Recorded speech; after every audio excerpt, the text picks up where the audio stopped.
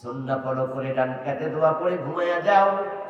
সকাল বেলায় ঘুম থেকে ওঠো, আলহামদুলিল্লাহিল্লাযী আহইয়ানা বা'দামা আমাতানা ওয়া ইলাইহিন নুশুর। ওই দোয়া পড়ে ঘুম থেকে ওঠো, মাঝখানে 5 ঘন্টা 4 ঘন্টা 6 ঘন্টা ঘুমাইছো, সবটা আল্লাহ ইবাদত হিসাবে লিখে নেবে। ইবাদত করা লাগবে জীবনের প্রতি ক্ষেত্রে। মানুষ বানাইছে আল্লাহ ইবাদতের জন্য। তো আমরা যখন ভোট দিতে যাব তখন আমরা মানুষ না, ঠিক না? নাকি মানুষ? তাহলে আপনার ভোটটাকে ইবাদত বানাবেন। আপনি যখন খাবেন আপনার খাবারটা ইবাদত বানাতে হবে। যদি কোনো ব্যক্তি আল্লাহর নাম নিয়ে খাবার শুরু করে ডান হাতে খায়, হালাল খাবার খায়, অপচয় না করে খেয়ে আবার নির্দিষ্ট দোয়া করে, তাহলে খানার সময়টা ইবাদত হবে। প্রতি লোকমায় আল্লাহ সাদাকার সওয়াব লিখবে। মুসলমানের কোন কাজ আছে ইবাদতের বাহিরে? একটা কাজ। তাই ইবাদতের সময়সীমা কত? ইবাদতের সময়সীমা কত? ইবাদত মানে তো দাসত্ব, ইবাদত মানে তো চাকরি, ইবাদত মানে তো গোলামি। আমরা যখন অফিসে যাই তখন আমাদের চাকরির সময় আছে 8 ঘন্টা, 10 ঘন্টা, 12 ঘন্টাও কারো কারো আছে, আবার 5 ঘন্টা, 4 ঘন্টা, 6 ঘন্টাও কারো কারো আছে। ইবাদতের সময় কত? চাকরির সময় তো নির্ধারিত। ইবাদতের সময় আল্লাহ কোরআনে বলছেন, ওয়া'বুদ রাব্বাকা হাত্তা ইয়াতিয়াকাল ইয়াকিন। তোমার ইবাদত চলবে তোমার মৃত্যু আসা পর্যন্ত। বেঁচে আছো যতদিন ইবাদত ততদিন, মানুষ হিসাবে আছো যতদিন ইবাদত ততদিন। যখন মনে করবে তুমি আর মানুষ না, তাহলে তোমার ইবাদত লাগবে না। গরু ছাগলের কোন ইবাদত নেই। আপনাদের বাড়িতে গরু ছাগল আছে, আপনি খাবার দিচ্ছেন, গরু খাইছে, কোনদিন বিসমিল্লাহ শুনছেন? গরু বিসমিল্লাহ করে খাওয়া শুরু করছে। এই জন্য গরুর খাওয়া ইবাদত না। আর যদি আপনিও বিসমিল্লাহ না কইয়া খান, তাহলে আপনার খাবারও কিনা ইবাদত। আপনার বাড়িতে দেখবেন যে গরু ছাগল ঘুমায়, আল্লাহুম্মা বিসমিকা আমুতু ওয়া আহইয়া কইয়া কোন গরু ছাগল জীবনে কোনদিন ঘুমাইতে শুনছেন না। এরাই জানে ওরা এটা ইবাদত না, ওদের ঘুম ইবাদত না, ওদেরকে আল্লাহ ইবাদতের জন্য বানায় না। তা আপনিও ঘুমান, কোনো দোয়া টোয়া করেন না, তা আপনার ঘুম ইবাদত না। কোন গরু ঘুমানোর সময় ডান কাটে না বাম কাটে কোনদিন চিন্তা করছে? কিন্তু আপনাকে ভেবে ঘুমাতে হবে, খাইতে ভাবতে হবে, বসতে ভাবতে হবে, জানতে হবে কিভাবে ইবাদত হয়। এখন ইবাদত মানে হচ্ছে নবীজি যা করেছেন তা করো, নবীজি যা ছেড়েছেন তাহা ছাড়ো। মা আতাকুমুর রাসূলু ফাখুযুহু ওয়া মা নাহাকুম আনহু ফান্তাহু। আমার রাসূল জানিয়ে এসেছেন আঁকড়াইয়া ধরো, এবং তিনি যা নিষেধ করেছেন তা পরিত্যাগ করো, তাহলে তুমি আবেদ হয়ে যাবে। আর যখন আমরা আবেদ হব তখন আল্লাহ তাআলা আমাদেরকে কিয়ামতের দিন জান্নাতি বানাবেন। জান্নাতে দেওয়ার আগে তিনি বলবেন, ওয়াদখুলি ফি ইবাদি ওয়াদখুলি জান্নাতি। আগে আমার ইবাদতকারীর কাতারে ঢোকো, ওয়াদখুলি ফি ইবাদি। আগে আমার ইবাদতকারী বান্দার কাতারে ঢোকো। তো সেদিন সবাই কিন্তু সেই কাতারে ঢুকতে পারবে না। ঢুকতে চাইলেও আল্লাহ সবাইকে ঢুকতে দেবে না। কিয়ামতের মাঠে সেখানে আপনার কোনো কাজ আপনি করতে পারবেন না, বরং কিয়ামতের দিন যত কাজ হবে ওয়াল আমরু ইয়াউমাইযিন লিল্লাহ।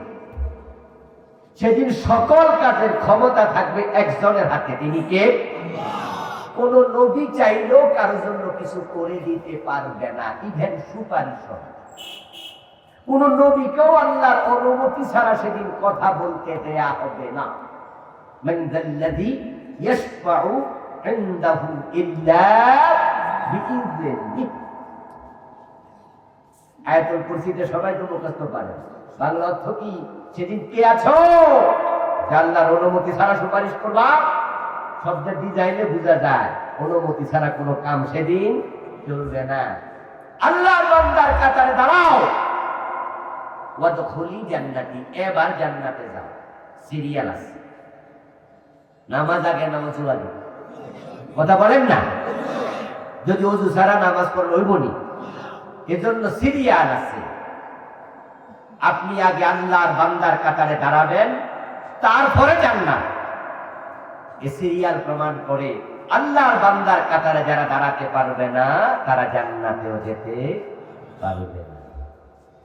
ইবাদত করলে তো আবেদ হবেন, আল্লাহর বান্দা হবেন। ইবাদত নবীর সুন্নাহ মোতাবেক জীবন চালানো। এখন ভোট, এটা ইসলামে আছে কি না? যদি থাকে তাহলে ইবাদত, আর ইসলামে যদি না থাকে তাহলে ভোট ইবাদত না। কিন্তু সাবজেক্ট দিল ভোট একটি আমানত। তো আমানত যদি হয় তাহলে ডেফিনেটলি ইবাদত। কি কথা কি বোঝেন না? আমানত যদি হয়, আমানত রক্ষা করা ঈমান, আমানত খেয়ানত করা মুনাফিক। আমানত রক্ষা করা ঈমানের কাজ, এটা মুমিন করবে। আর আমানতের খেয়ানত করা মুনাফিকের কাজ, এটা মুনাফিকে করবে। তাহলে এবার আপনারা বলুন তো, আমানতের সাথে ঈমানের সম্পর্ক আছে না নাই? তাহলে ভোট একটা আমানত, এটা ঈমানের সাথে সম্পৃক্ত। যার আমানতদারিতা নাই তার ঈমান। ইসলামে ভোটের বিধান কি, শরীয়ী বিধান কি, আমরা সেদিকে গিয়ে তারপরে এটা আমানত, তার প্রয়োগ কি আমরা বলবো। নবীজি সাল্লাল্লাহু আলাইহি ওয়াসাল্লামের সময় ঠিক আজকের দিনের মতো ভোট পদ্ধতি ছিল না। ঠিক যেমন আমাদের দেশে মাদ্রাসার সিলেবাসে দাখিল আছে, আলেম আছে, ফাজেল আছে, কামেল আছে। নবীজির জামানায় সব ছিল তো না। তবে মেশকাত জামাত আর দাওরা জামাতটা ছিল, ঠিক না? ওইটাও ছিল না। আচ্ছা, কিছু কিছু ভাই এত পাতলা কথা বলে যে বলে না ভোট ইসলামে নাই। এখানে সাবজেক্ট ওয়ালারা দিল আমানত বানাইয়া, আমানত ঈমানের সাথে সম্পৃক্ত। আবার কিছু ভাই আছে এই সাবজেক্ট শুনে নাক ছিটকাবে, দূর দূর দূর দূর, ভোট তো ইসলামে নাই, তো ভোট আমানত কেমন? কি পাতলা কথা বললেন আপনি। তাহলে মাদ্রাসায় যে আমরা দাওরাতে পড়ি, ফাজেলে পড়ি, কামেলে পড়ি, আচ্ছা হাদিসের সবচেয়ে বড় কিতাবের নাম বুখারী না? সহিহ কিতাব, বড় মানে সবচেয়ে সহিহ। আচ্ছা বুখারী শরীফটা রাসূলের জামানায় ছিল তো? আমার বন্ধু, কত কিছু আছে যেগুলোর মূল নীতিটা পাওয়া যাবে ইসলামে, কিন্তু ডাইভার্সিটিটা ইসলামে নাই। নবীজির ইসলাম, নবীজির জামানা থেকে মূল পয়েন্ট ছিল, ডাইভার্সিটি ছিল না। যেমন আমাদের আজকে আমরা সূরা ফাতিহা পড়ার সময় হামজার উপরে আমরা জবর দিয়েছি, আলিফের উপরে জবর দিয়ে হামজা বানাইছি, লামে দিয়েছি সাকিন, হায়ে দিয়েছি জবর। নবীজির জামানায় কি জের জবর গুলো ছিল? আলেমরা কথা বলেন না, ছিল? এটা তো হাজ্জাজ বিন ইউসুফ। আর হাজ্জাজ তো সাহাবী না, সে তাবী ছিল, জালেম তাবী, নরমাল তাবী। কত সাহাবী হত্যা করে, কিন্তু সেই একটা ভালো কাজ করছে, খেদমত করছে। শেখ হাসিনা খুব জালেম, কিন্তু এর কিছু ভালো কাজ আছে না? যেমন হানিফ ফ্লাইওভার। এই হানিফ ফ্লাইওভার না বানাইলে কিন্তু আমরা কুমিল্লা এত সহজে আসতে পারতাম না। এই যাত্রা বাড়িয়ে বয়ে থাকা লাগবে, কিন্তু আমরা টুস করে চলে আসি। এজন্য খারাপ মানুষের কিছু ভালো কাজ আছে। হাজ্জাজ ছিল জালেম, কিন্তু কোরআনের মাঝে হরকত দেয়, এটা তার একটা ভালো কাজ। আমার প্রিয় ভাই, নাহু সরফের কিতাব কি রাসূলের জামানায় ছিল? কিন্তু আজকের এই দিনে আমরা কি মাদ্রাসায় নাহু সরফ পড়াই না? তা আমাদের পড়া কি ইবাদত না? নবীজির জামানায় আজকের ভোটের প্রক্রিয়াটা ছিল না, কিন্তু নবীজির জামানায় কি ছিল? কোরআন থেকে শুনুন, ওয়া আমরুহুম শুরা বাইনাহুম। আল্লাহ তাআলা কোরআনে বলেন, মুসলমানদেরকে আমি বলেছি তোমরা যখন রাষ্ট্র চালাইবা, সমাজ চালাইবা, তখন তোমরা পরামর্শ করে চালাইও। নবীজি কি মদিনার প্রেসিডেন্ট ছিলেন না? কথা কয় না কা লোকেরা, বুঝি না। আওয়াজ ছিল, জোর করে গেছিল। হিজরত করার পরে মদিনায় যাইয়া কইছে, এই মদিনার লোকেরা, আমাকে প্রেসিডেন্ট মানতে হবে না, আল্লাহকে কালাম, এরকম। বরং নবীজি হিজরত করে যখন মদিনায় গেলেন, মদিনার আউস, খাজরাজ, বনু নজির, বনু কুরাইজা, বনু কাইনুকা, মদিনার মুশরিকেরা, মদিনার খ্রিস্টানেরা, আরো যারা ছিল, সব মানুষ নিজেরা মিটিং করছে। মিটিং করে এক জায়গায় বসে তারা সিদ্ধান্ত নিছে, এখন থেকে মদিনা রাষ্ট্রপ্রধান হবে মুহাম্মাদুর। ওখানে অনেকগুলো কমিউনিটি ছিল, অনেকগুলো গোত্র ছিল। ইহুদিদের মাঝে 3টা গোত্র ছিল। তারা সবাই মিলে পরামর্শ করে নবীকে রাষ্ট্রপ্রধান বানালেন। নবীজিতে রাষ্ট্রপ্রধান হলেন জোর করে হয়েছে না পরামর্শ ভিত্তিতে হয়েছে? এই পরামর্শের সিস্টেমটাই বর্তমানে ভোট। সংখ্যা মানুষ যখন কম হয় তখন পরামর্শটা সহজ হয়। মানুষ 200, 500, 1000, 10,000, 15,000, 20,000 পরামর্শ করা যায়, হয়তো একটু সময় লাগে। কিন্তু মানুষ যদি 3 কোটি, 5 কোটি, 10 কোটি হয়, পরামর্শ এরকম বসে এক জায়গায় আদৌ সুযোগ হয়? এত মানুষ এক জায়গায় জায়গা হইব না। এ বাড়িটার মাঝে চিন্তার ভিন্নতা আসছে যে কেমনে কি করা যায়। পাবলিকের পরামর্শ, রাষ্ট্রের কে প্রেসিডেন্ট হবে, রাষ্ট্রে কে এমপি হবে, কে মন্ত্রী হবে।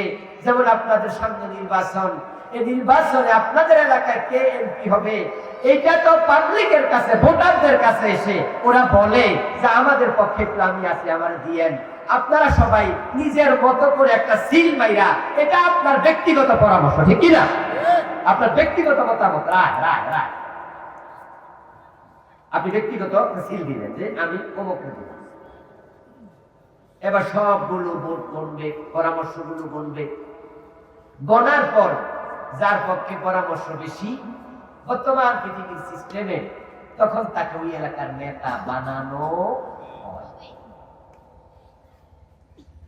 হযরত ওমর রাদিয়াল্লাহু তাআলার জীবন থেকে আমরা এটা পেয়েছি। এই যে পরামর্শ দেয়া, পরামর্শ সংখ্যাগরিষ্ঠতার ভিত্তিতে নেতা হওয়া, এটা হযরত ওমর থেকে পাওয়া যায়। আলাইকুম বিসুন্নতি ওয়া সুন্নাতিল খুলাফাইর রাশিদিনাল মাহদিয়িন। তোমাদের উচিত আমার সুন্নাহকে আঁকড়াইয়া ধরা এবং আমার সুপথপ্রাপ্ত খুলাফায়ে রাশিদার সুন্নাত আঁকড়াইয়া ধরা। তো হযরত ওমর কি খুলাফায়ে রাশিদার একজন ছিলেন না? ওনার জীবন থেকে আমরা পরামর্শ ভিত্তি পাই। নবীর জীবন ও পরামর্শ, যেটা আমি একটু পরে আবার বলবো। আর ওমরের থেকে পাই সংখ্যাধিক্যতার ভিত্তিতে সিদ্ধান্ত। শুধু পরামর্শ নয়, পরামর্শ করো, এটা নবীজিকে আল্লাহ বলছে, ওয়াশাবিরহুম ফিল আমর। রাসূল, মদিনার লোকেরা সবাই মিলে আপনাকে রাষ্ট্রপ্রধান বানাইলো, নেতা বানাইলো, কিন্তু আপনি রাষ্ট্র চালানোর সময় তাদের সাথে পরামর্শ আপনি পরামর্শ কইরা, হ্যাঁ আপনারাও কিছু করবেন, কোন জায়গায় এইও পাওয়া লাগে না বুঝতে পারবেন। আল্লাহ রাসূলকে বলে ওয়াশাবিরহুম ফিল আমর, যে আপনি তাদের সাথে পরামর্শ করিয়েন। আচ্ছা, সাহাবীদের মাঝে নবীজির চেয়ে বেশি বুদ্ধিমান, বেশি বিচক্ষণ, বেশি আলেম কেউ ছিল? কিন্তু এরপরও আল্লাহ বলতেছে আপনি পরামর্শ করুন, কারণ পরামর্শ করলে বারাকা হয়। ইয়াদুল্লাহি আলাল জামাআহ, সংগঠিত কাজের উপরে আল্লাহর হাত থাকে। সুবহানাল্লাহ পড়ে, আল্লাহর রহমত। আবার কখনো কখনো এমন কিছু বিষয় আছে যাহা ছাত্রের জানা নাই, শিক্ষকের জানে। আবার এমন কিছু বিষয় আছে যাহা শিক্ষকের জানা নাই, ছাত্র জানে। কিছু কিছু বিষয় অভিজ্ঞতার ব্যাপার আছে, পরামর্শে কাজ হয়। নবীজি পরামর্শ দিতেন তো। খন্দকের যুদ্ধ হবে, খন্দকের যুদ্ধটাকে গজওয়াতুল আহজাব বলা হয়। মক্কার সম্মিলিত শক্তি, কাফেরদের মাঝে যত গ্রুপ আছে, মুশরিক, মাজুসি, আরো যা আছে, সবাই মিলে তারা মদিনা রাষ্ট্রের বিরুদ্ধে ঐক্যবদ্ধ হয়ে তারা এসেছে মদিনা আক্রমণ করতে। গজওয়ায়ে আহজাব, সম্মিলিত সামরিক শক্তি, খন্দকের যুদ্ধ যাকে আমরা বলি, ওই যুদ্ধে মদিনার লোকেরা তাদের মোকাবেলা করবে। নবীজি সাহাবীদেরকে নিয়ে পরামর্শ মিটিং ডাকলেন, কারণ পরামর্শ করার জন্য আদেশ করেছেন কে?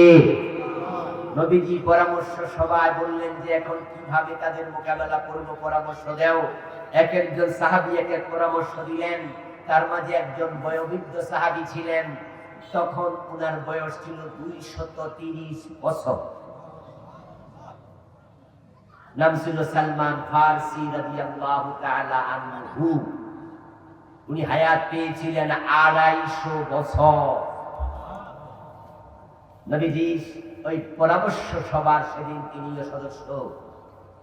উনি পরামর্শ দিলেন, ইয়া রাসূলুল্লাহ, যুদ্ধের ব্যাপারে আমার কিছু অভিজ্ঞতা আছে, আমি আপনি বললে শেয়ার করব। নবীজি বললেন, বলো।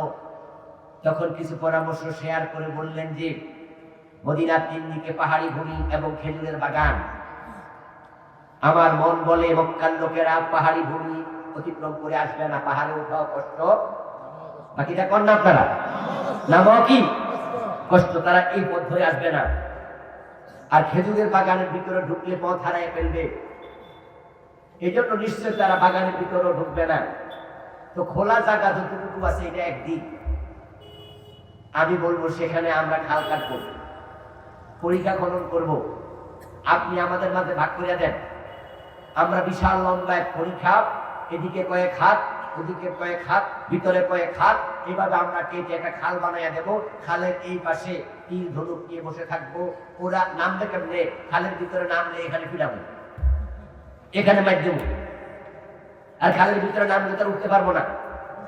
তারা কি মদিনা মক্কা থেকে আসতে সবাই কি লগে একটা মই লই আইছে যে খালের ভিতরে মই দিয়ে নামবো, মই দিয়ে উঠবো? হুজুর, তারা আসবে বহুদূর থেকে। এসে যখন দেখবে যে বিশাল খাল, তখন তারা সবাই কিং কর্তব্য বিমূঢ় হয়ে যাবে, ব্যাক করে দেব। কয় না, কিছু কিছু কাজ দেখে আমরা কই না, যারা কি হলি কি ব্যাক করার মতো করে। অথবা আমি নিজেরে বলি, আরে আমি কি ব্যাক করে গেলাম, ওই লোক ডাকি বলি না এরকম, ওরা এসে ব্যাক করে। নবীজি বলে, সালমান, তোমার পরামর্শটা চমৎকার। উনার পরামর্শের আলোকে ঠিক সেদিন পরীক্ষা খনন করা হলো। নবীজি নিজেও কিন্তু মাটি কাটছে। সুবহানাল্লাহ পড়েন। ঠিকই কাফেররা মক্কা থেকে আসলো, এসে তারা দেখলো বিশাল এক খাল। এখন কি হবে? খাল তো পার হওয়ার কোনো সুযোগ নাই। সাহাবারা এই পাশে তীর ধনুক নিয়ে বসে আছে। এক পর্যায়ে তারা কিছুদিন থাকার পর খাবার শেষ, পানিও শেষ, খেজুরও শেষ, রুটিও শেষ, পানিও শেষ। এখন খাবার পাবে কোথায়? দুর্বল হয়ে গেল, কি করবে বুঝে উঠতে পারছিল না। হঠাৎ করে এমন তুফান আসলো, ঝড় তুফানে তাদের তাঁবুগুলো ভেঙে চুরে খান খান হয়ে গেল। তারা যুদ্ধ না করে পরাজিত হয়ে মক্কায় পালিয়ে গেল। এবার বলুন তো, পরামর্শের মাঝে বরকত আছে না নাই? পরামর্শ নবীজি করতেন, সাহাবীদেরকে মতামত নিতেন, জিজ্ঞাসা করতেন। আমাদের দেশে যারা নেতা হবে, তারা কি জোর করে হবে নাকি নাগরিকদের সাথে পরামর্শ দরকার? এখন নাগরিকরা পরামর্শ দেবে। পরামর্শকে আরবিতে বলে আপনার রায়, আর ইংরেজিতে বলে ভোট। এটাকে বলে মাশওয়ারা। এটা বিভিন্ন অর্থ বিভিন্ন শব্দে আসছে।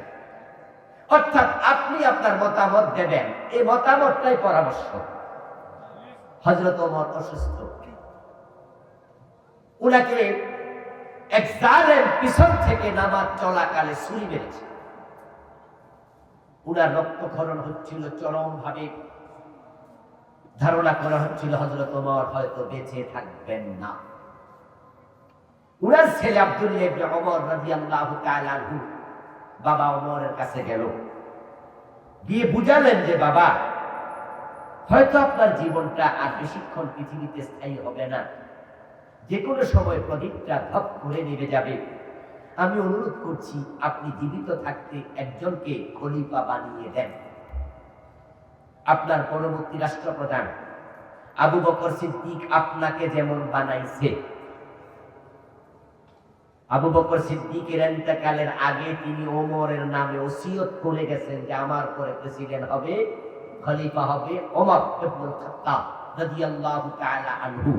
এই জন্য সাহাবারা আবু বকরের পর ওমরের হাতে বায়াত নিছে, কোন রকমের পরামর্শ হযরত আবু বকর করতে সুযোগ দেন নাই। এখানে ভিন্নতা আছে, কারণ আবু বকরের নির্বাচনটা আবার এমন ছিল না।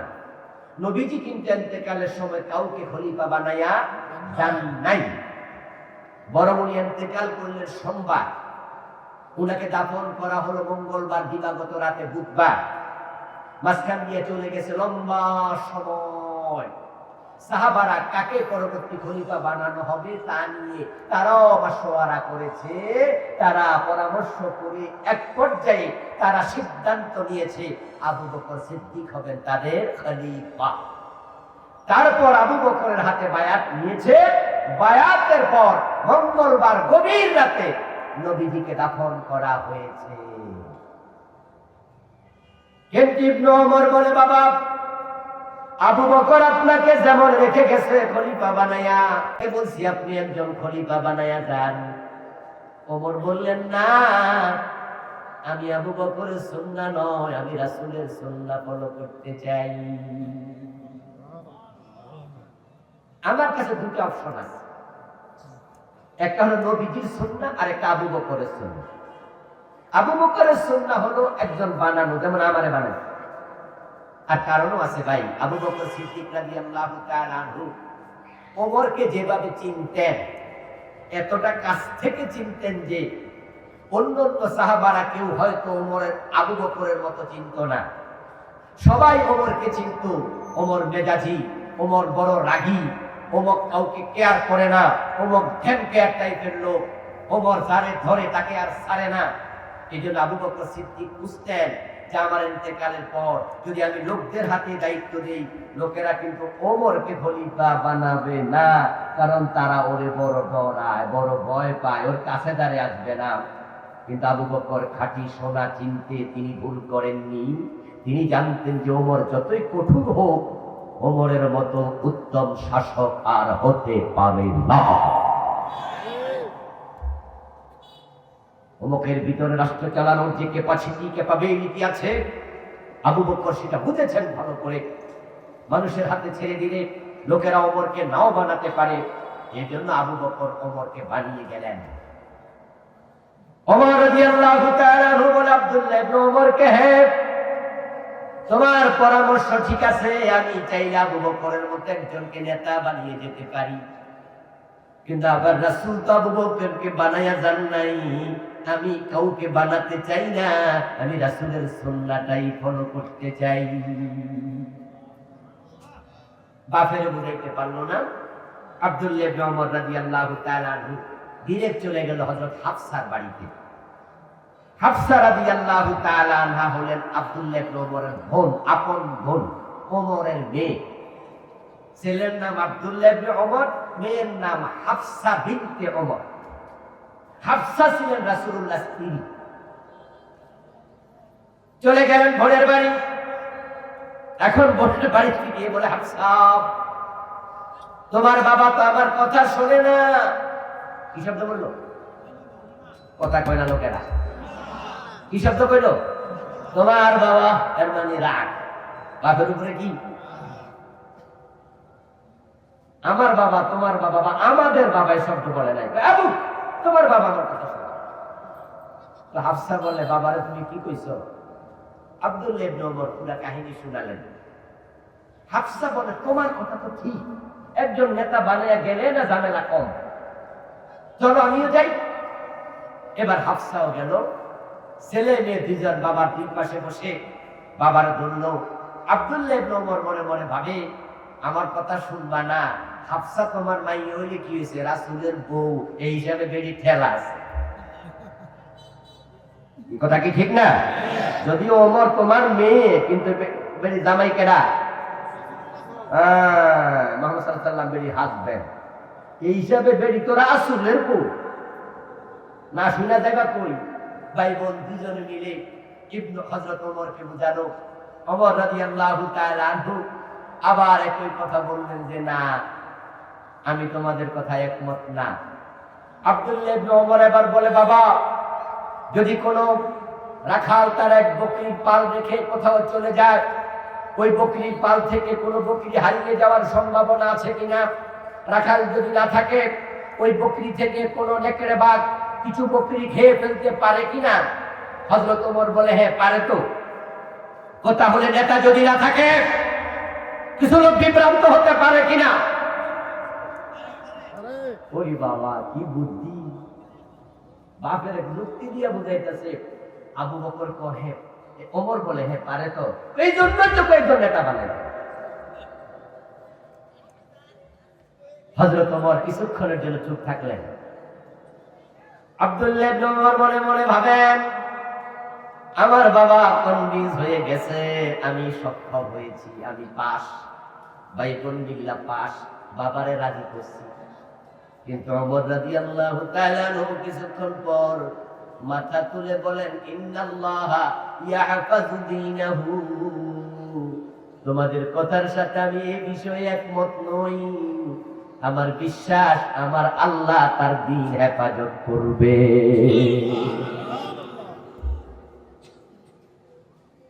রাখাল না থাকলে বকরি হারিয়ে যায়, রাখাল না থাকলে বকরিকে নেকড়ে খায়, এই বিষয়ের সাথে একমত। তবে নেতা বানাইতেই হবে, না হয় ইসলামের ক্ষতি হবে, এটা আমি একমত না। দ্বীনের মালিক যিনি, হেফাজত করবেন তিনি। তবে আমি একটি কাজ করে যাব, আমাদের পরামর্শে একটি কাজ করে যাবে, সেটা হলো আমি 6 জনের একটা কমিটি করে যাব। হযরত ওমর 6 জনের তালিকা দিলেন সাহাবীদেরকে ডেকে, এই 6 জন থেকে তোমরা একজনকে খলিফা বানাবে। ওই 6 জনের ব্যাপারে পরামর্শ করবে। পরামর্শ করার পরে 6 জন থেকে একজনকে খলিফা বানাবে, এটাই তোমাদের জন্য কল্যাণকর। তবে আমি একজনকে খলিফা বানালাম না, তোমরা বানাইও। ওমর আরেকটি কথা বললেন, সেখান থেকে পাওয়া যায় অধিকাংশের ভিত্তিতে মতামত গ্রহণযোগ্য হয়।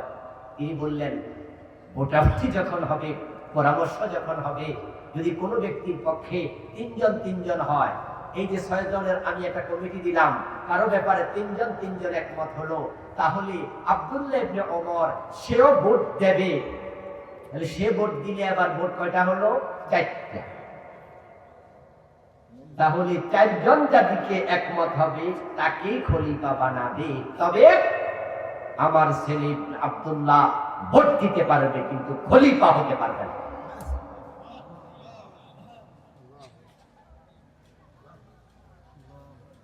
তাহলে উনি একটি জিনিস আমাদের শিখাইলেন যে 3 ভাগ হলে সমাধান হয় না, সমান সমান। তাই আব্দুল্লাহ ভোট দিলে 4 হবে, 4 সংখ্যা বেড়ে গেলে তাকেই নেতা বানাবে। ঠিক আমাদের দেশে আজকের ভোটের যে সিস্টেমটা, এটা খারাপ কিছু না, খারাপ কিছু না।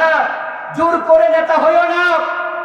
অধিকাংশ মানুষ যাকে চায়, সে যদি নেতা হয়, তাহলে অধিকাংশের ভিত্তিতে দেশে কম লোকের নেতা নয়, বেশি লোকের নেতা নেতৃত্ব দিলে দেশ শাসন করা তুলনামূলকভাবে সহজ হয়। এখন ভোটের আধুনিক সিস্টেম, এটা শুরা সিস্টেমের মতো, পরামর্শের মতো। রাসূলুল্লাহ সাল্লাল্লাহু আলাইহি ওয়াসাল্লাম তার সময় ভোটের কোনো প্রয়োজন ছিল না। মদিনায় লোক ছিল কম, অল্প কিছু মানুষ সেখানে একত্র হইয়া আউস খাজরাজ বনু নজির বনু কুরাইজা বৈঠক মিটিং করলেন, উঠান মিটিং করলেন, তারা রাসূলুল্লাহকে বানায়া দিলেন। এই যে সিস্টেম চালু হলো, পরামর্শ করে নেতা বানাও। আমার রাসূল এবার মসজিদের নেতা ইমামের ব্যাপারে বললেন, শোনো, যিনি মসজিদে ইমাম হবে, যদি বেশি মুসল্লি তাকে পছন্দ না করে, সে যেন ইমামতি না করে।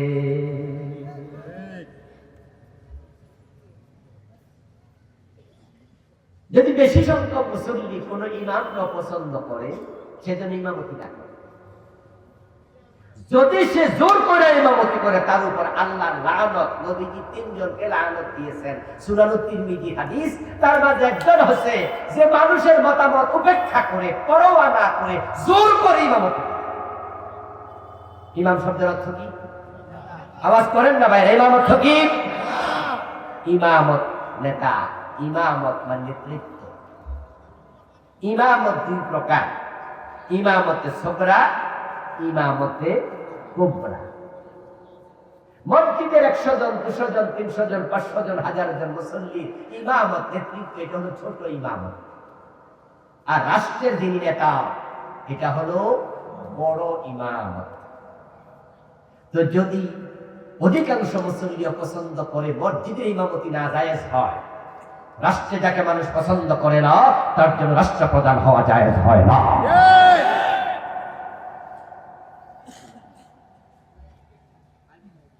নবীজি সাল্লাল্লাহু আলাইহি সাল্লাম শিখিয়েছেন এটা। এজন্যই তো যখন কেউ নেতা হয়ে যায়, কিছু লোক আছে তার বিরুদ্ধে ভোট দিতে পারবে, বিপক্ষে মতামত দিতে পারবে। যেটা হযরত ওমর বলল, 6 জনের কমিটি দিলাম, 3-3 যদি হয়ে যায়, তাহলে বোঝা গেল 3 জন পক্ষে 3 জন বিপক্ষে থাকার সুযোগ আছে। এটাই তো মতামত দেওয়ার নিয়ম।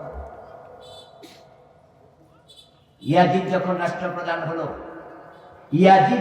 রাষ্ট্রপ্রধান হলো, তখন কি মানুষের মতামতের ভিত্তিতে হয়েছে, নাকি হযরত মুয়াবিয়া নিজে বানাই দিয়েছে? আলেম ওলামারা কথা বলেন।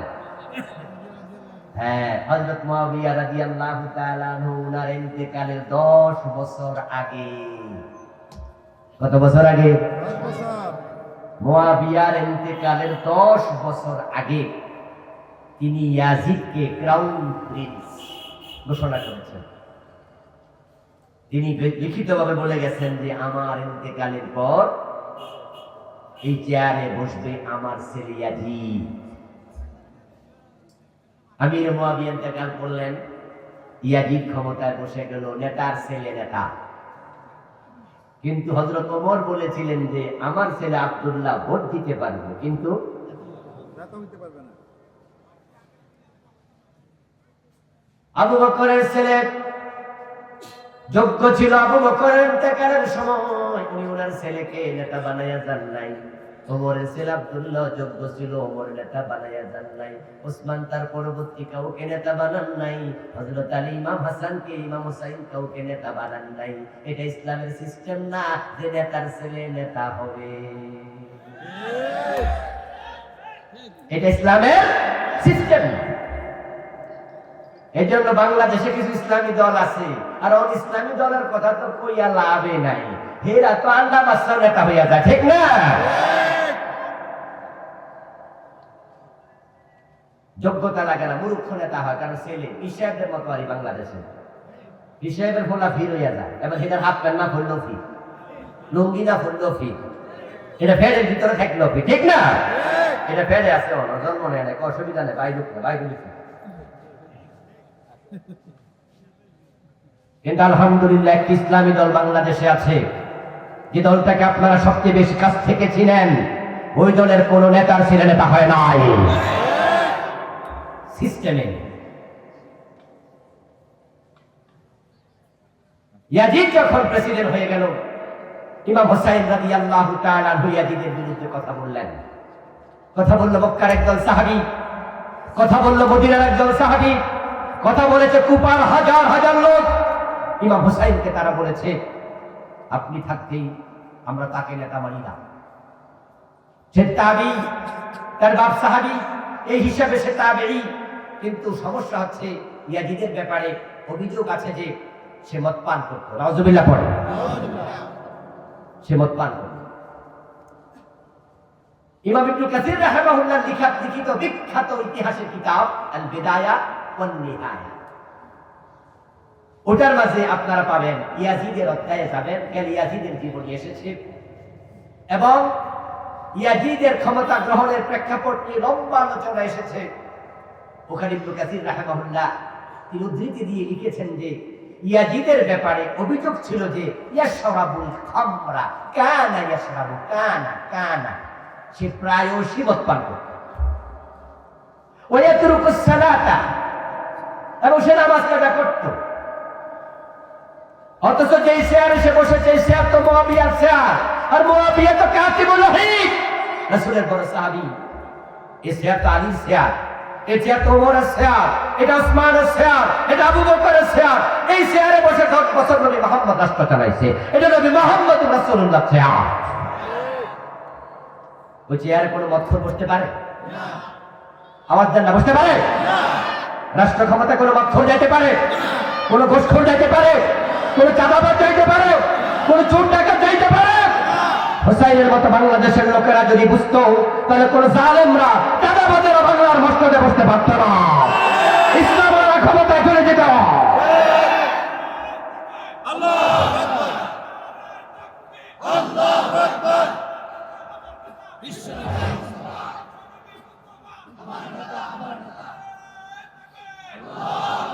আমার প্রিয় ভাইরা, ইমাম হুসাইন বললেন ঠিক কথা তো, সে তো মধ্যে তাকে কিভাবে চেয়ারে বসবে?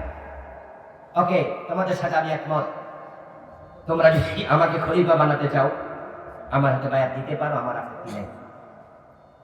তখনও শত শত সাহাবী জীবিত, আব্দুল্লাহ ইবনে ওমর জীবিত, আব্দুল্লাহ ইবনে আব্বাস জীবিত, আব্দুল্লাহ ইবনে মাসউদ জীবিত, আব্দুল্লাহ ইবনে আমর ইবনে আস জীবিত, ইমাম হাসান হুসাইন জীবিত, আরো কত সাহাবী জীবিত। এত সাহাবী থাকতে ও বেটা তাবি, সাহাবীকে যে ইমানের সাথে দেখে তাকে কি বলে? তাবি বলে। কিন্তু সে গুনাহগার, মদখোর তাবি। কিন্তু আল্লাহর নবীর সাহাবারা তো জীবিত, এত সিনিয়র সাহাবী থাকতে সে বসবে কেন? আবার যে বেটা মদ খায়, যে বেটা নামাজ কাজা করে। ইমাম হুসাইন সহ একদল সাহাবীদের বিটা করলো, যা রেজাল্ট দাঁড়ালো কারবালা, ইমাম হুসাইনের শাহাদাত। তাহলে সমাজের যেখানে অসৎ নেতৃত্ব তৈরি হয়, যখন সমাজের কোথাও চাঁদাবাজেরা ডাকাতরা এই চেয়ারের আসন দখল করতে চায়, ইমাম হুসাইনের মতো তাদের বিরুদ্ধে মাথা তুলে দাঁড়িয়ে যেতে হবে।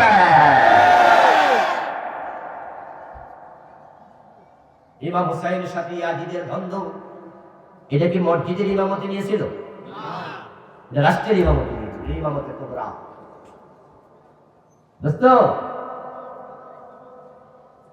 যদি ড্রাইভিং সিটে আপনি কোন মদখোরকে বসাইয়া দেন আর সেই গাড়ির যাত্রী আপনি হয়ে বসে যান, যাত্রী হইয়া 50 জন যাত্রী, ওই মদখোর বেটা গাড়ির ড্রাইভিং সিটে বসা 50 জন যদি হাজী সাহেব হয়, আর মদখোর যখন গাড়ি লইয়া খাদে যাবে 50 জন হাজী কই যাবে? এই জন্য ড্রাইভিং সিটে কাকে বসালেন সেটা ভেরি ভেরি ইম্পর্টেন্ট। এই মসজিদে মাত্র 300 জনের ইমাম, 400 জনের ইমাম, 500 জনের ইমাম নিয়োগ দেন। ওই 500 জনের ইমাম বানানোর সময় কত ইন্টারভিউ নেন? ঠিক কিনা? ঠিক কিনা? বেটার দাড়ি বড় আছে কিনা, বেটার বউ পর্দা করে কিনা, বেটার কেরাত ঠিক আছে কিনা, বেটা মাসলা জানে কিনা, নিজেরা না বুঝলে বড় মাদ্রাসার হুজুর আইনা তারপর ইন্টারভিউ নেন। আবার হুজুরের ইন্টারভিউর উপর ভরসা করে বইয়া থাকে না, নিজেরাও হাজির থাকে। যে আবার হুজুরে কোনো 2 নাম্বারই কইরা হুজুরের খালতো ভাই ইমাম বানাই দেয়, এই জন্য আবার নিজেরাও মাঝে মাঝে প্রশ্ন করে। হ্যাঁ, মসজিদের একবারে দাড়ি সাসা সভাপতি, কিছু সভাপতি আছে না দাড়ি মুছ নাই, একবারে সপ্পান সপ্পা ক্লিয়ার ক্লিন শেপ। এখন ইন্টারভিউ চলছে, হুজুররা প্রশ্ন করে। এক পর্যায়ে মসজিদে দাড়ি সাসা সভাপতি উনি আমরা প্রশ্ন করছে হুজুর কিয়ামতের আলামত বলুন। তখন ইমাম সাহেব বলছে, দাড়ি চাচা লোক ইমামরে প্রশ্ন করবি, এটা সবচেয়ে বড় কিয়ামতের আলামত।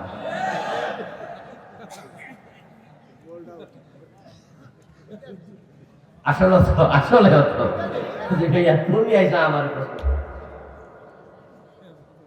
এই 300 জন 500 জন মসজিদের নেতা বানাইতে যদি একটা ইন্টারভিউ নেওয়া লাগে, এত দিক খেয়াল করা লাগে, এই দেশের 2.5 লক্ষ 5 লক্ষ লোকেতে বিদ্যালয়ের ইমাম হবে, 14 গ্রামের ইমাম হবে, বরুড়ার ইমাম হবে, নেতা হয়ে সংসদে যাবে, ওর জন্য আরো বেশি পরীক্ষা নিরীক্ষা দরকার আছে না নাই? কিন্তু ভোটাররা পরীক্ষা নেয় না, 100 টাকা দিয়ে ভোট দিয়ে দেয়। হ্যাঁ, 500 দিলে তো আরো খুশি, 1000 দিলে তোমার কথাই নাই, সব বন্ধ করে। এই সিস্টেম বাংলাদেশে আসেনি। বরং ভোটের আগের দিন রাত অনেক ভোটার আছে, তারা ঘুমায় না, দরজা ফাঁক করে অপেক্ষা করে নেতারা কবে আসবে। ঠিক না? যে ঘুমায় না, অপেক্ষায় আছে, আইব কবে।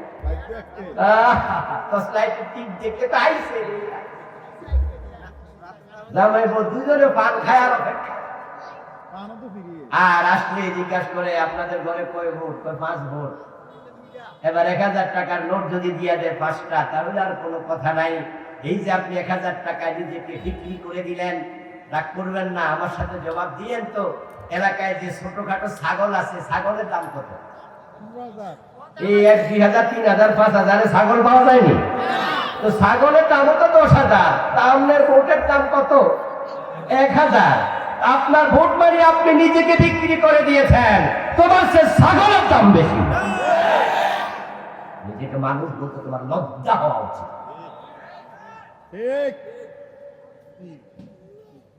আর এই জাতীয় 2 নাম্বার ভোটার গুলোর কারণে সৎ নেতৃত্ব গুলো ফেল করে, কারণ সৎ মানুষের হাতে তো টাকা কম, ওরা তো ভোট কিনতে পারে না। ঠিক না? আপনাদের মতো ভোটার, আপনারা বলতে মাহফিলের লোকের বুঝাই নাই, বাইরের লোকের কথা নয়তো মনে মনে হুজুর মাহফিল এতটুকু মধ্যে বুঝিয়ে।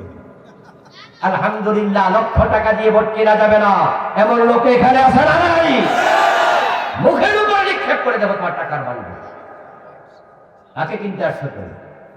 আমার চিন্তার দাম, আমার ব্যক্তিত্বের দাম কি 2 লাখ, 5 লাখ, 10 লাখ টাকা? এখন বাংলাদেশের লোকেরা ভোটের গুরুত্ব বোঝে না, এটা আমানত, এটা বোঝে না, যাকে তাকে দিয়ে দেয়। ইন্নাল্লাহা ইয়া'মুরুকুম আন তুওয়াদ্দুল আমানাতি ইলা আহলিহা। আল্লাহ আদেশ করেছেন, আমানত যখন থাকবে, এই আমানতের যে মালিক, আমি আল্লাহর অর্ডার, এটা তার কাছে পৌঁছিয়ে দিতে হবে। যেই লোক ভোট কিনতে আসে, হেরে ভোট কোনোদিন দেবেন না, টাকা তো নেবেন না, ভোটও দেবেন না, কারণ ভোট কেনার মানে হলো সে পুঁজি খাটাইতেছে, পরে আবার আপনার মাথা বিক্রি করে টাকা তুলে নেবে।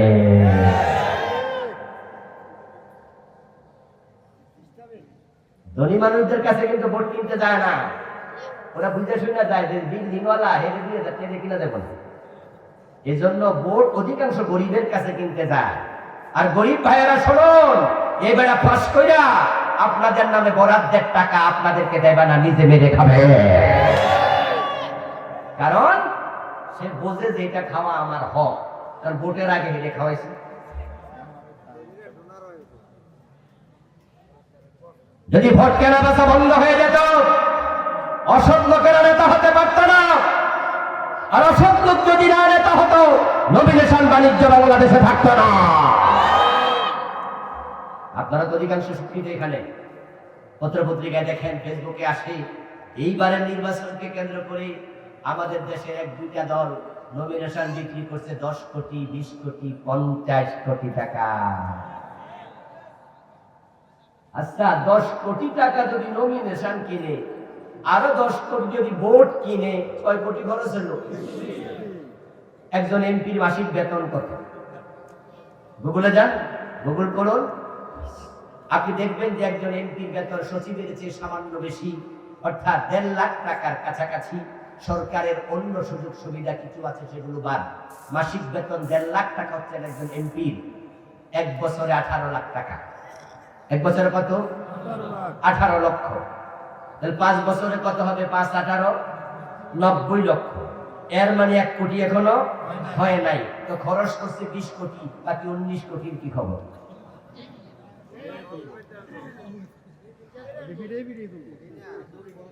আবার আপনারাই বলবেন যে রাস্তা করেন না, ওই রাস্তা করেন না। আবার রাস্তা করার পর আপনারা অভিযোগ করবেন যে ভাই রাস্তা করার আগে চামড়া উঠে যায়, এত খারাপ রাস্তা কেন করলেন? সে মনে মনে ভাবে টাকা না খাটাইছি।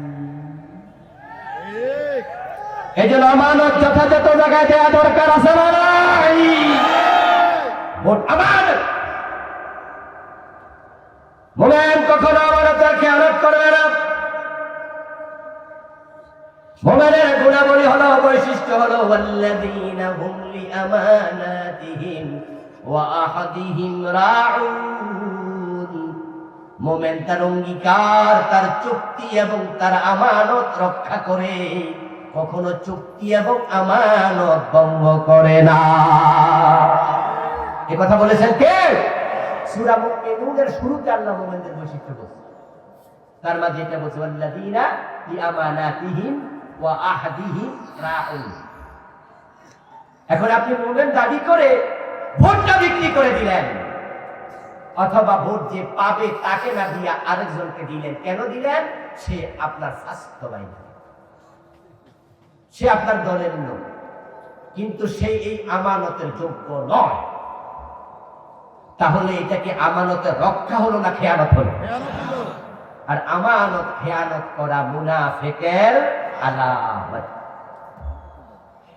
ভোট একটা শাহাদাত, ভোট হচ্ছে সাক্ষ্য।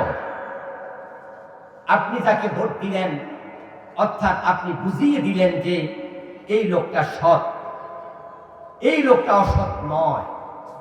অসৎ লোককে কোন সৎ লোক ভোট দিতে পারে না। পারে পারে পারে কোন বেনামাজিকে কোন নামাজি ভোট দিতে পারে না। কোন ভালো মানুষ কখনো খারাপ মানুষকে ভোট দিতে পারে না। আপনি সাক্ষ্য দিলেন সে সৎ, সে অসৎ না। তার কাছে দেশের বাজেট যখন আসবে, রাষ্ট্রের টাকায় সে সামান্য তসরুফ করবে না।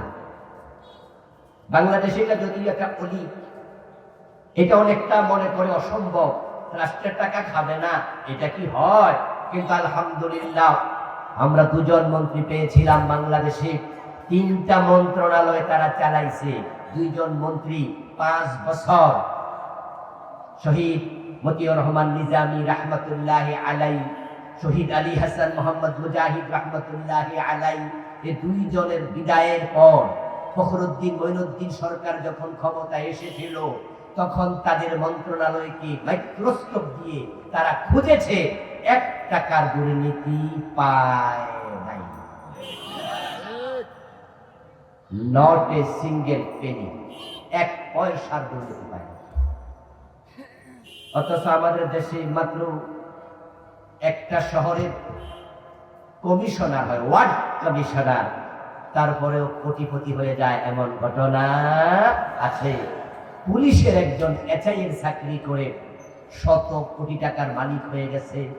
একজন এসপি হারুন, যেটাকে হাউন আঙ্কেল বলা হয়, বাটের হোটেলের মালিক, একজন এসপি মাত্র, তার টাকা আছে কয়েক হাজার কোটি।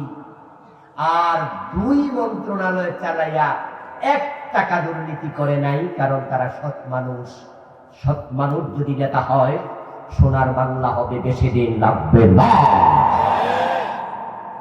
কিন্তু পরিতাপ, আমরা এখানে ফেল মারছি। 54টা বছর চলে গেল, আমরা সৎ নেতাই পাই না। অথচ আমাদের বাংলাদেশ সত্যি এটা সোনার বাংলা। বঙ্গবন্ধু দেখেছিলেন স্বপ্ন, এটাকে সোনার বাংলা বানাবেন। তাই জীবনের ঝুঁকি নিয়ে তিনি 7ই মার্চের ঐতিহাসিক ভাষণে এবারের সংগ্রাম, স্বাধীনতার সংগ্রাম ঘোষণা দিয়েছিলেন। শহীদ প্রেসিডেন্ট জিয়াউর রহমানও স্বপ্ন দেখেছিলেন সোনার বাংলা হবে। তাই তিনি বেতার কেন্দ্র চট্টগ্রাম থেকে বলেছেন, মেজর জিয়া বলছি, জীবনের ঝুঁকি নিয়েছেন স্বাধীনতার ঘোষণা দেওয়ার সময়, কারণ তখনও তিনি পাকিস্তান আর্মির মেজর। ওই অবস্থায় বাংলাদেশের স্বাধীনতার ঘোষণা দেওয়া যে কতটা ঝুঁকিপূর্ণ। দেশটা স্বাধীন যদি না হতো, সেনা আইনে রাষ্ট্রদ্রোহের মামলায় ফাঁসিতে ঝুলানো হতো মেজর জিয়াকে। স্বপ্ন দেখেছিলেন সোনার বাংলা, কিন্তু সোনার বাংলা তো হলো না, হলো তলাবিহীন ঝুড়ি। এখন ব্যাংকে গেলে 10 লাখ টাকা একসাথে দিতে পারে না। দেশটা শেষ করে ফেলেছে। ইসলামী ব্যাংকের 18টা শাখা থেকে গত 15 বছরে বিদেশে টাকা পাচার করা হয়েছে 80,000 কোটি। টোটাল বাংলাদেশ থেকে টাকা পাচার হয়েছে 28 লক্ষ কোটি। তো টাকা না থাকলে পাচার হলো কেন? আছে তো, কিন্তু পাচার হলো। দেশে টাকা নেই। আমি একটি কামেল মাদ্রাসার মুহাদ্দিস, এখানে অনেকে আপনারা শিক্ষক আছেন, এখানে এমপিও ভুক্ত মাদ্রাসায় পড়াই। আগে এমপিও ভুক্ত টিচাররা এই 3-4-5 বছর আগে যখন তারা অবসরে যেতেন, তখন তারা অবসর ভাতা পেতেন। একটু সময় লাগলো, 2 বছর 3 বছর পরে দিতে পারত। কিন্তু আজকে কয়েক মাস 1 টাকাও দিচ্ছে না। কয়েকজন আমার কাছে ব্যথা নিয়ে বলেছে, কাগজ জমা দিয়েছি, বলেছে যে আপনার 3 বছর 2 বছর আগে যেগুলো, এগুলোই তো লাইনে আছে, আপনি কেনা। কারণ টাকা নাই, পান খালি। টাকা কোথায় গেল? কোথায় টাকা গেল? এমন একটি দেশ আল্লাহ আমাদের দিয়েছে, যে দেশটা সত্যি সোনার বাংলা। আমি জানি না কোন কবি লিখেছেন, এমন দেশটি কোথাও খুঁজেই পাবে না তো তুমি, সকল দেশের রানী সে যে আমার জন্মভূমি। তিনি কয় দেশ সফর করে বাংলাদেশের এই কবিতা লিখছে আমি জানি না, তবে আল্লাহ তাআলা আমাকে পৃথিবীর অনেক দেশ দেখার সুযোগ দিয়েছে। এই অগাস্ট আমেরিকায় 3 দিন ছিলাম কনফারেন্সে। এই গত 2 মাস আগে জাপানে ছিলাম, 2 সেপ্টেম্বরের 29-30 তারিখ। আল্লাহ তাআলা আমাকে কাতার, আপনার সৌদি আরব, দুবাই সহ ইউরোপের কিছু দেশ আমি দেখে বুঝেছিলাম সত্যি আমার দেশের মাটি সোনার চেয়ে খাঁটি। এদেশের মাটির উর্বরতা আনফেরালান। সৌদি আরবে যাবেন, একটি গাছ আছে, তাকাবেন রাস্তার পাশে, ভালো করে নজর দিলে দেখবেন গাছতলাতে পাইপ লাইন আছে। সকালেও পানি দিতে হয়, বিকালে আরেকবার, না হয় গাছ বাঁচবে না। কোন দূরের কথা। আপনি তুরস্কে যাবেন, তার কিন্তু আমি গিয়েছি। তুরস্কে 3 থেকে 5 মাস থাকে বরফ, শীতকালে গাছের পাতা পর্যন্ত থাকে না। আমেরিকায় বরফ থাকে অনেকগুলো অঙ্গরাজ্যে 3 মাস 4 মাস, গাড়ি ঘোড়া পর্যন্ত বরফের নিচে চলে যায়। 3 থেকে 4 মাস কোনো ফসল উৎপাদন হয় না। এরপর খাবারের অভাব নাই, তারা ধনী। কাতার, দুবাই মরুভূমির দেশ, গাছ হয় না, তারা ধনী। আর আমার সোনার বাংলার মাটি দেখো, একটা আম খেয়ে তার বিচিটা ফেলে দাও, 4 মাস 6 মাস পরে দেখবেন নিজে নিজে বিচি থেকে গাছ হয়। 1 বছর পরে নিজে নিজে আম ধরে, 1 টাকাও খরচ হয় না। তারপরেও আমরা গরিব। 12 মাস ফসল হয়, 12 মাস ফল ধরে। আমরা কেন গরিব থাকবো? একটাই মাত্র কারণ, নেতাগুলো চোর এবং ডাকাত। অধিকাংশ নেতা চোর, অধিকাংশ নেতা ডাকাত। ওরা ভোটের সময় টাকা খরচ করে, এটা তার প্রমাণ। এটাই তার প্রমাণ। যদি আমরা সৎ নেতা পেতাম, ভোটটা সৎ ব্যক্তিকে দিতাম, যোগ্য ব্যক্তিকে দিতাম। হযরত ওমর যখন প্রেসিডেন্ট, তাও বাংলাদেশের মতো ছোট দেশের না বড় দেশ, অর্ধ পৃথিবী করেছে শাসন, দুলার তখ্তে বসে, খেজুর পাতার প্রাসাদ তোমার বারে বারে গেছে বসে। আজকের ইতালি, তৎকালীন রোম সাম্রাজ্য ওমরের সময় বিজয়ী হয়েছে। ওই রোম ছিল ইসলামী রাষ্ট্রের অংশ। আজকের ইরান, তৎকালীন পারস্য, ইসলামী রাষ্ট্রের অংশ ছিল। হযরত ওমরের রাষ্ট্রের সীমানা ছিল 50 লক্ষ বর্গ মাইল। বাংলাদেশ মাত্র 56,000 বর্গ মাইল। ওমর ইসলামী রাষ্ট্র ছিল প্রায় 100টা বাংলাদেশের সমান। এত বড় ইসলামী রাষ্ট্রের নেতা জুমার দিন খুতবা দিচ্ছে, এক সাহাবী খুতবার মাঝখানে দাঁড়িয়ে গেলেন, দাঁড়িয়ে বলছে, ওমর আগে প্রশ্নের জবাব দেন, তারপরে খুতবা শুনবো। আমরা কাপড় পেয়েছি 1 টুকরো, যে টুকরো দিয়ে আমরা কেউ জামা বানিয়েছি, কেউ আমরা ইজার বানিয়েছি, কিন্তু আপনার গায়ে সেই কাপড়টাই দেখা যাচ্ছে 2 টুকরো, 1 টুকরো জামা আর 1 টুকরো ইজার। আগে প্রশ্নের জবাব দেন, আপনি 2 টুকরো নিলেন কেন?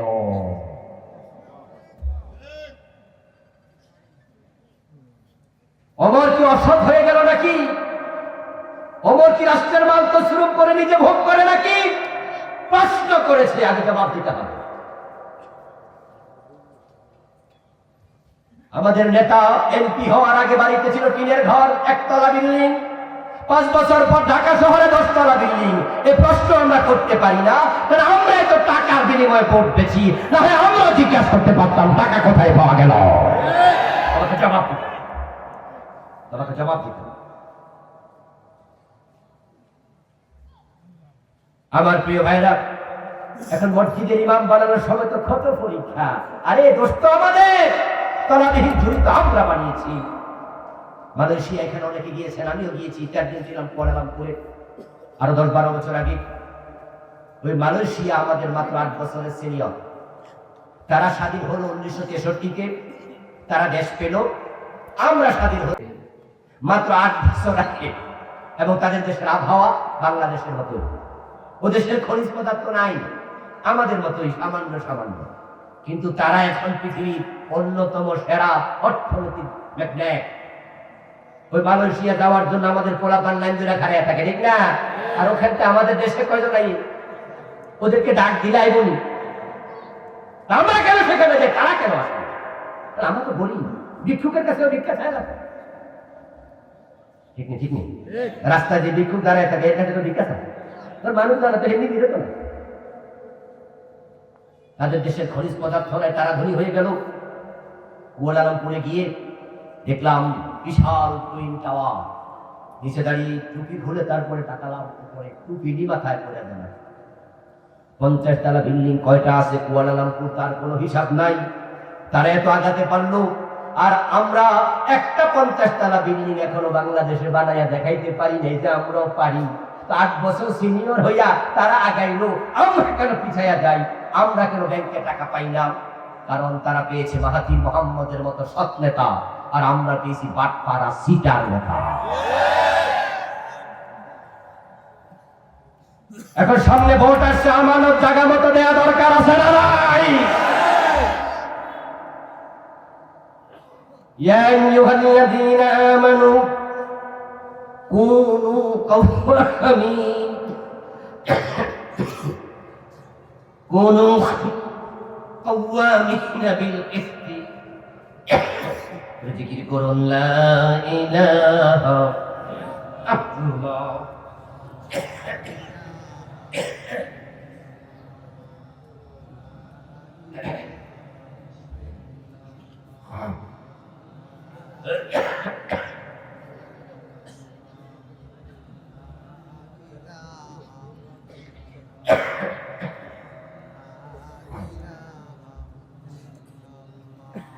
لا إله إلا الله محمد رسول الله। الله বলছে ইয়া আইয়ুহাল্লাযীনা আমানু কুনু কওয়ামিন বিল কিসতি শুহাদা লিল্লাহ। ওই ইমানদারেরা, ন্যায়ের পক্ষে সাক্ষী দেওয়ার জন্য তোমরা দাঁড়ায়া যাও।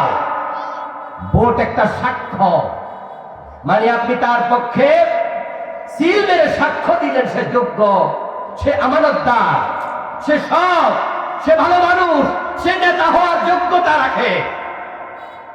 এই কথা যদি মিথ্যা হয়, তাহলে বোঝা গেল আপনি সাক্ষী হিসাবে ভালো সাক্ষী নন, আপনি মিথ্যুক। এখন আপনার ভোট পাইয়া ওই লোকটা হয়ে গেল নেতা। এখন নেতা হওয়ার পরে সে কি যদি চুরি করে, আপনি ভোটার হিসাবে গুনাহগার হবেন না? আপনি তাকে হেল্প করছেন নেতা হওয়ার জন্য, আপনি তার সাপোর্টার, তার পক্ষে সাক্ষী। এজন্য হাসরের ময়দানে আল্লাহ তাআলা প্রত্যেক ব্যক্তিকে তার নেতার সাথে হাসরে তুলবেন। ইয়াউমা নাদউ কুল্লা উনাসিন বিইমামিহিম। ইমাম মানে কি? কথা বলেন, কথা বলেন। আল্লাহ বলতেছে ইয়াউমা সেদিন নাদউ, আমি ডাকবো কুল্লা উনাসিন, প্রত্যেকটি মানুষকে বিইমামিহিম, তার নেতার সাথে। নেতার আমল নামার মাঝে কি আছে জানেননি? গম চুরি আছে, পিয়ারের কাবি খার চাল চুরি আছে, রাস্তার টাকা চুরি আছে, মদের ব্যবসা আছে, সুদের ব্যবসা আছে, মদের লাইসেন্স দেয়া আছে, সুদের লাইসেন্স দেয়া আছে, নারীবাজি আছে, জেনাবাজি আছে। ওই যে টাকলা মুরাদ, নাম কি ভুলে গেছেন না, মনে আছে? ইয়েস। তার এলাকার লোকেরা তাকে ভোট দিয়ে তো নেতা বানাইছিল, সে এমপি ছিল, প্রতিমন্ত্রী ছিল। হোটেল সোনার গায়ে 1 নাম্বার রুমে আমি আছি, ও নায়িকা মাহিয়া মাহি, তুমি চলে আসো সেখানে, মনে আছে? নায়িকা বলে না, আমি তো আসতে পারবো না। উনি বলে না, আসলে ডিজিএফআই পাঠাবো, এনএসআই পুলিশ পাঠায় তোমার ফেরা নিয়ে আসবে। দুজন যে প্রেমালাপ রসালাপ করছিলেন, এটা কে বা কারা ভিডিও অডিও করে পরে ফেসবুকে, উনাদের দুইজনের আলাপ দ্বারা প্রমাণিত হয়। হঠাৎ করে ডাকে নাই, নায়িকা কি বেড়ার বউ লাগে? তো হোটেল সোনার গায়ে বেড়া আরেক বেড়ার বউ ডাকে কেন? এর মানে জানা। এবার আওয়াজ দিয়ে বলুন তো, ওই হোটেল সোনার গায়ে মদের বার আছে না নাই? এই নেতারা মদখোর। হাসরের ময়দানে এই নেতার সাথে যদি আমাদের হাসর হয়, বলেন তো উপায় নাই। আল্লাহ কিন্তু সেটাই ডাকবেন। এরপরে এবার কত ভালো মানুষ তার আমল নামার দিকে তাকায় দেখবে, তার আমল নামাও চুরির অপরাধ, জেনার অপরাধ, মদের অপরাধ, ডাকাতির অপরাধ, ঘুষের অপরাধ, সুদের অপরাধ। অথচ লোকটা কোনোদিন 1 টাকা সুদ খায় নাই, কোনোদিন মদের বোতল হাতে নেয় নাই, কোনোদিন সিনেমা হল বানায় নাই। অথচ আমল নামায় সিনেমা হল বানানোর গুনাহ।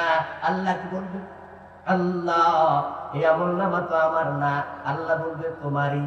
তাহলে গুনাহে ভুল আসলো কোত্থেকে? আমি তো কোনোদিন মদের বোতল হাতে নেই নাই। আল্লাহ বলবে যারে ভোট দিছ, তোমার ভোটে নেতা হইয়া এই আকাম গুলো সে করছে।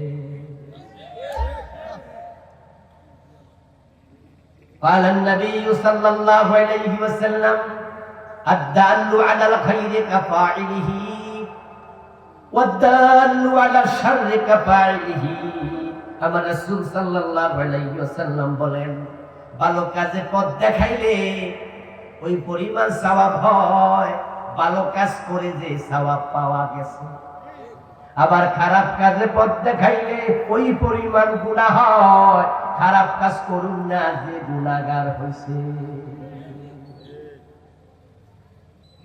এই যে আপনার রাস্তা 10% 20% এমপি সাহেব খাইয়া লাইছে, এমপি না হলে কি টাকা খাইতে পারতো? বলেন না, কথা বলেন না ভাইরা, খাইতে পারতো? তাহলে আপনার ভোট না হলে তো এমপি হতে পারতো না।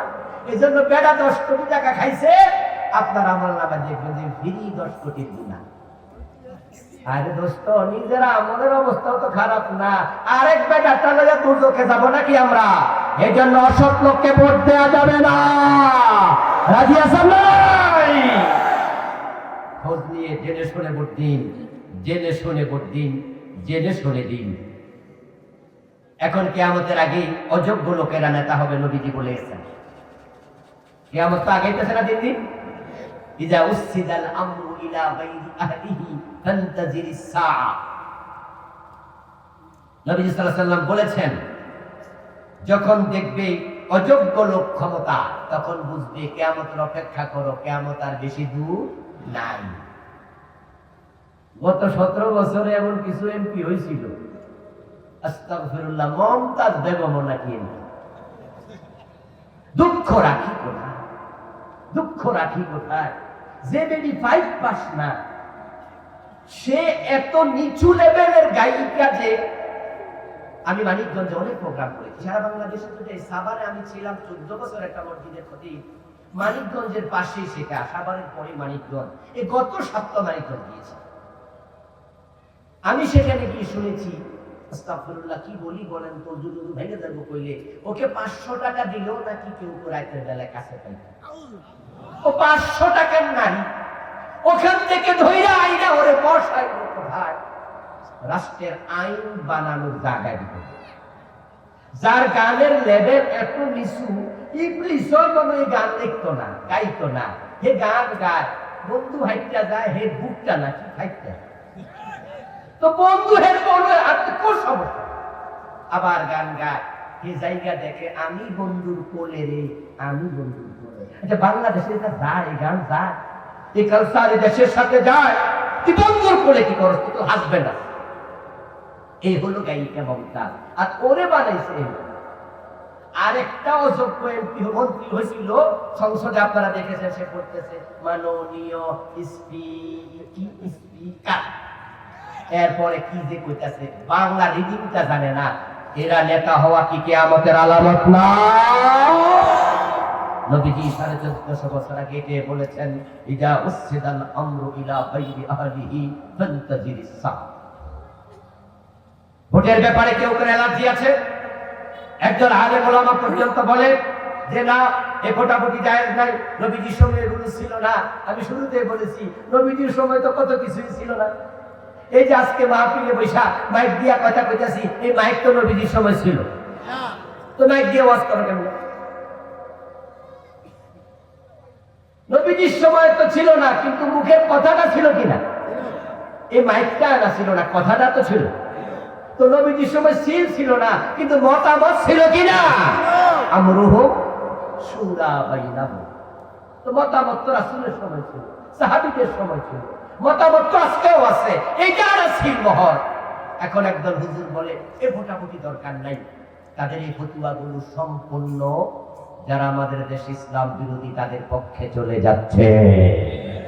কারণ আপনারা যদি হুজুরদের ফতোয়া শুনে আগামী নির্বাচনে ভোটে না যান, তাহলে ইসলামওয়ালা কিছু মানুষ ভোট থেকে বিরত থাকলো, এতে করে যারা ইসলামে নাই তারা পাস করা সহজ হয়ে যাবে। এজন্য আমরা কি চাই? আমরা ভোটের মাধ্যমে পরিবর্তন চাই। ভোটে যে পরিবর্তন হয়, তোমার চোখে কি পড়ে না ঢাকা বিশ্ববিদ্যালয়? যে বিশ্ববিদ্যালয়ে ইসলামের নাম নেয়া যেত না, ইফতার মাহফিল করা যায় নাই, মনে আছে না? নাই। ঢাকা বিশ্ববিদ্যালয়ে ইফতার মাহফিল করা যায় না। আর সেখানে এবারে রমাদানে ছাত্রছাত্রীরা তাদের হলগুলোতে তারাবির নামাজ হাফেজ সাহেব রাইখা খতম তারাবি করছে। এবং আমাদের মুস্তাক ফয়জী ভাই গতকালকে এখানে বক্তা ছিল, এবার উনাকে দাওয়াত দিয়া সিরাত মাহফিল। ঢাকা বিশ্ববিদ্যালয়, এখন আমি ঢাকা ইউনিভার্সিটির ছাত্র, তো ওখান থেকে আমার এমফিল পিএইচডি 5 বছর লাগাতার সেখানে গিয়েছি, পিএইচডির গবেষণায় যেতাম। যখন ওই মহলে ওই সময়, তখন মনে ভয় থাকতো এখন কোন দিক থেকে কেউ ঢিল মারে, কেউ গালি দেয়, কেউ আবার গায়ে হাত তোলে কিনা, আলেম মোলামা টুপি মাথায়, পাঞ্জাবি গায়ে। কিন্তু এখন তো ঢাকা বিশ্ববিদ্যালয়ে বিভিন্ন কাজে যাই, এখন তো এইভাবে বুক ফুলে আছে। এখন ঢাকা বিশ্ববিদ্যালয়ের রিয়াতে ইসলামের বিরুদ্ধে কথা বলার সাহস কারো আছে? তাহলে ভোটের একটা ফলাফল লাভ আছে না নাই? ইউনিভার্সিটির স্টুডেন্টরা যখন তাদের ভোট ইসলামের পক্ষে দিছে, ইসলামের পক্ষ শক্তি বিজয় হয়েছে, আলহামদুলিল্লাহ। ঢাকা বিশ্ববিদ্যালয়ের এরিয়াতে এখন ইউনিভার্সিটি ডিসি উনি ইমামতি করে, ঠিক না? দেখেন নাই? ঢাকা বিশ্ববিদ্যালয়ের ডিসি নিজে ইমাম হয়ে গেল। এবার বলুন তো, যদি বাংলাদেশে ভোট দিয়ে আমরা এমন একটি ইসলামী সরকার আনতাম, তাহলে এই দেশে ইসলামের বিরুদ্ধে কেউ কথা বলতো? কয়েকদিন আগে সোহরাওয়ার্দী উদ্যানে বিশাল সমাবেশ হলো, নাম খতমে নবুয়্বত। ওই খতমে নবুয়্বত সমাবেশে লাখ লাখ লোক হয়েছে, কয়েকশো বক্তা সেখানে গেছে। ওয়াজ বক্তৃতা দিয়েছে 50-60 জন, বাকি হাজার হাজার বক্তা, না সবাই চান্স পায় না। যদি 100 বক্তা বক্তৃতা দেয় 1 মিনিট 2 মিনিট করে, সবার আলোচনা বিষয় একটা, কাদিয়ানীকে রাষ্ট্রীয়ভাবে কাফের ঘোষণা করতে হবে। ইউনূস সরকারকে বলছি, এভাবে বলছে না? হ্যাঁ, ইউনূস সরকার কাদিয়ানীকে রাষ্ট্রীয়ভাবে কাফের ঘোষণা করে দাও। আচ্ছা, ইউনূস সরকার করছে? সে করার সম্ভাবনা আছে? এর আগে আওয়ামী লীগের সময় দাবি করছে, তারা করছিল, বিএনপি করছিল, জাতীয় পার্টি করছিল। ও হুজুরেরা, ওলামারা, তোমাদের মাথার মগজ ভালো করে খোলা দরকার, কান খোলা শোনো আলেম। আওয়ামী লীগ কাদিয়ানীর সাথে সম্পর্ক রাখে, তাদের ভোট দরকার, এজন্য তারা কাফের ঘোষণা করেনি রাষ্ট্রীয়ভাবে। বিএনপিও করে নাই, জাতীয় পার্টি করবে না। ইউনূস মিয়া কিন্তু মুসলমানের বন্ধু না, তিনি আমেরিকার বন্ধু, ঠিক না? জানেননি? ওনারা আমরা বসাইছি, কিন্তু ইসলামের বন্ধু না। ইউনূস মিয়ার যেই মন্ত্রী পরিষদ আছে না, উপদেষ্টা, এই শতকরা 70টা ইসলাম বিরোধী। বেড়ি বুড়ি যা বসাইছে না, এগুলো সব হলো এনজিও। এবং তারা সর্বপ্রথম যে রিপোর্টটা জমা দেয় ডক্টর ইউনূসকে প্রধান উপদেষ্টা বানানোর পিছনে আলহামদুলিল্লাহ আমার এই ছোট্ট মানুষ আমারও ভূমিকা ছিল। ভূমিকা ছোট মোটো জায়গায় রাখি নাই, ফেসবুক পর্যন্ত নয়। 5 তারিখে বিপ্লব হয়, সেদিন আমি তার্কিতে ছিলাম। আমার আমেরিকায় প্রোগ্রাম ছিল, তুরস্কে যাচ্ছিলাম, তার্কিতে 3 দিন ছিলাম। আমার দেশ পত্রিকার সম্পাদক মাহমুদুর রহমান, উনি তখন তার্কিতে থাকেন, উনি দেশে থাকতে পারে নাই, পালাইছিল। তো দেশ থেকে ছিল কয়েক বছর মালয়েশিয়া, সেখান থেকে তুরস্ক। 6 তারিখে আমি যাই মাহমুদুর রহমান সাহেবের সাথে মিটিং করে। উনাকে সেখানে বলেছি ডক্টর ইউনূসকে বলুন উনি যেন প্রধান হন, কারণ শেখ হাসিনা বলে গেছে ইন্ডিয়ার মোকাবেলায় বাংলাদেশে ইউনূস ছাড়া সেকেন্ড কাউকে দেখছি না যে ইন্ডিয়াকে মোকাবেলা করে ক্ষমতায় থাকতে পারবে। উনি বলেছিলেন সেদিন মাহমুদুর রহমান সাহেব, আমরা 6 জন ছিলাম, একসাথে ওনার বাসায় গেলাম। উনি বললেন এই বেটা তো ইসলামের পক্ষের লোক না, আপনি কি জানেন? আমি বলি জানি স্যার, এই বেটা তো সুদখোর, সুদের ব্যাংক বসাইছে, সব জানি। কিন্তু এই মুহূর্তে শেখ হাসিনা এবং ইন্ডিয়াকে টেগেল দেওয়ার মতো দ্বিতীয় আরেকজনের নাম বলেন, তাহলে আমরা তার পক্ষ নেব। মাহমুদুর রহমান সাহেব বললেন যে না, ওনার সেই আরো শক্তিশালী কেউ এখন বর্তমানে বাংলাদেশে। বললাম স্যার প্লিজ, তার বিরুদ্ধে না বলে তাকে ক্ষমতায় আনেন। ছাত্ররা এনেছে, আমরা সাথে ছিলাম, আন্দোলন ছাত্ররাই করেছে। কিন্তু ইউনূস বিহারের সরকার 1 নম্বর যে কমিশন রিপোর্ট দিল সেটা ছিল নারী সংস্কার কমিশন। ওই কমিশনে আল্লাহর কোরআনের অনেকগুলো আয়াতের বিরুদ্ধে তাদের প্রস্তাবনা। ওই কমিশনের রিপোর্ট একবারে শুরুতে লিখেছে এদেশে নারীদের অগ্রগতির পিছনে সবচেয়ে বড় বাধা হলো ইসলাম। নাউজুবিল্লাহ পড়বেন না? তখন আমরা সেমিনার করেছি, প্রেস ক্লাবে করেছি, ইঞ্জিনিয়ার স্টুডিওতে করেছি, কয়েক জায়গায় আমিও গেছিলাম। আমরা ইউনূস সরকারকে বলেছি এই কমিশন বাতিল করো, এই প্রস্তাবনা বাতিল করো। আলহামদুলিল্লাহ সেটা বাতিল হয়েছে, সেটা কার্যকর হয়নি। আমার যে কথা, এখন ইউনূস মিয়ার কাছে যে আপনারা মাইক হাতে নিয়ে সওরাত দুদ্দারে বললেন কাদিয়ানীকে কাফের ঘোষণা করো, এবারে তো ইসলামের বন্ধু না, বেটা তো ইসলাম জানেও না, বেটা তো ভালো করে সূরা ফাতিহা পারে কিনা আমার সন্দেহ আছে। তো আলহামদুলিল্লাহ এখন মাথায় টুপি দেয়, ঠিক কিনা? এখন আগের চেয়ে অনেক ভালো। যেমন আজকেও তিনি আমাদের হাদিস জানাজায় চমৎকার একটি বক্তৃতা দিয়েছেন, এবং আমাদের ইসলাম ওয়ালাদের সাথে তার ভালোবাসা এখন বেশি। এখন আমার কথা কি জানেন? কথা শেষ করছি। আমার কথা হচ্ছে আমরা যে হুজুররা একসাথে হইয়া ওদেরকে বলতেছি কাদিয়ানীরে কাফের ঘোষণা করেন। আচ্ছা আমরা বলবো কেন? বলা দরকার কি? যেই কলম দিয়া কাফের ঘোষণা হবে ওই কলমটার মালিক আমরা হয়ে যাই। যদি কলমটার মালিক আমরা হয়ে যাই, ক্ষমতা ইসলাম যায়, আমরা তো কাফের ঘোষণা করে দেব।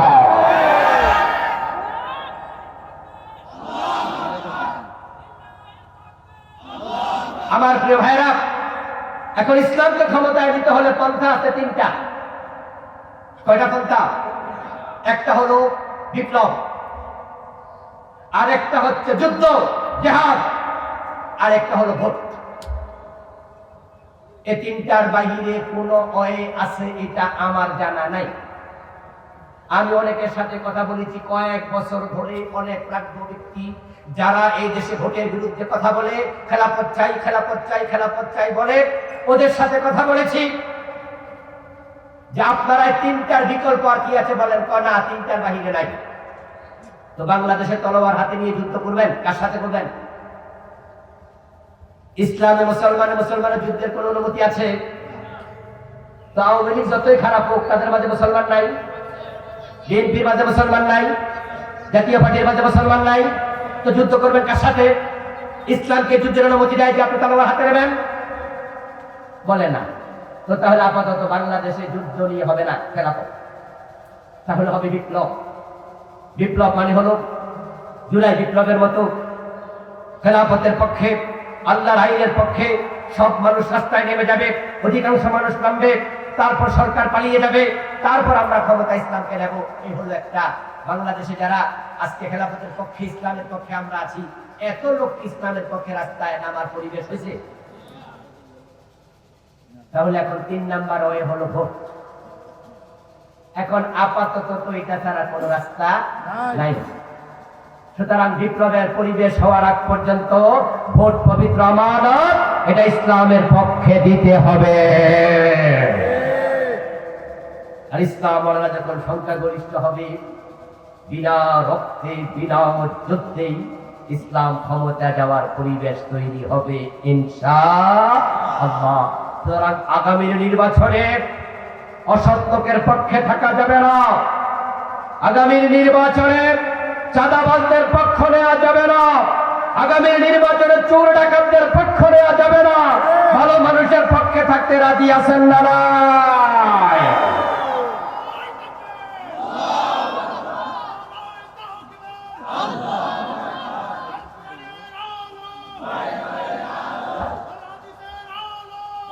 প্রিয় ভাইয়ের, আসুন আমরা কোরআনের পক্ষে দাঁড়িয়ে যাই, ভোট পবিত্র আমানত খেয়ানত না করে যথাস্থানে পৌঁছিয়ে দেই। আল্লাহ তৌফিক দাও, বলুন আমিন। হাদা মা ইনদি ওয়াল ইলমু ইনদাল্লাহ আলাইহি তাওয়াক্কালতু ওয়া ইলাইহি উনীব। উঠবেন না প্লিজ, উঠবেন না, একটু প্লিজ প্লিজ একটু। ওয়াজ কিন্তু শেষ নয়, ওয়াজ মাত্র শুরু। আমার পরে বক্তা আছে আরো দুইজন, বিশেষ করে আমাদের মুহাদ্দিস রফিকুল্লাহ আফসারী ভাই আসবেন রাতে 9টা।